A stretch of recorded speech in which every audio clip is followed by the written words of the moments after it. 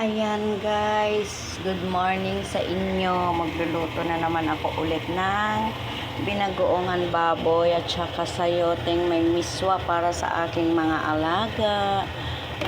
Good morning sa ating mga ka-FB, mga ka-reels, mga kapwa kong OFW ng Pilipinas.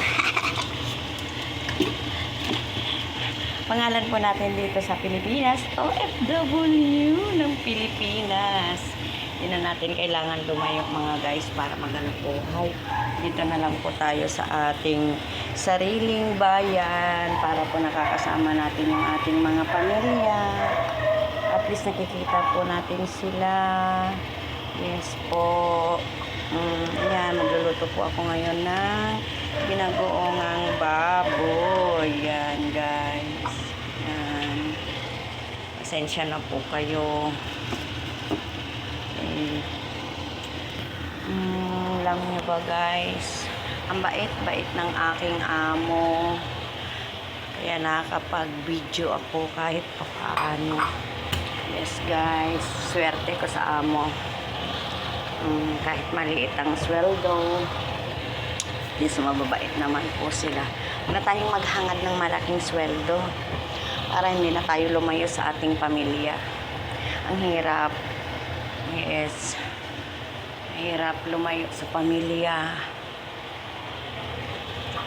Diba?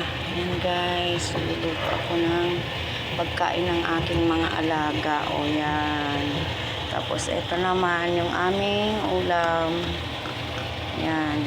Binagoongang baboy. Ito po yung bagoong ingredients Barrio Fiesta. Yan. Yan po yung ilalagay ko. Ayun po yung garlic, bawang, sibuyas. Ating pinalalambot ko pa para masarap. Yan. Guys. Nakalinis na rin ako ng bahay. So, yung taas na lang. Paugas na rin ako ng pinggan. Bukas naman maglalaba ako. Maglalaba ang lola, mga guys, bukas. Yan.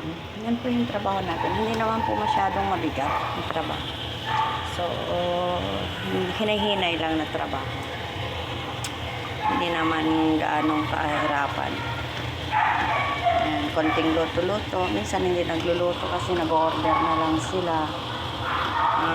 Dapat nga kahapon ko pa ito lulutuin. Marami akong ginawa kahapon. Kaya hindi ko naluto. So, ngayon ako nagluto mga guys. Yan. Kumusta na po kayo mga kapwa OFW ng Pilipinas? Kumusta po kayo? Hi, mag-hi po kayo. Add nyo po ako yung mga kapwa kong mga OFW ng Pilipinas. Add nyo po ako. Emily Pacursa po. Yes po. Para mag-usap-usap po tayo sa FB, mga kapwa. Po. Yan. Yan po. Paki-share nyo po yung aking videos pagka nai-upload ko na po. Para naman meron po tayong mga sa FB po, no? Sige po, maraming salamat po. Mamaya bibidyohan ko ulit kung paano ko pululutuin yung binagoongang baboy. Sa ngayon po ay aking pinapalambot ko muna. Okay? Sige po.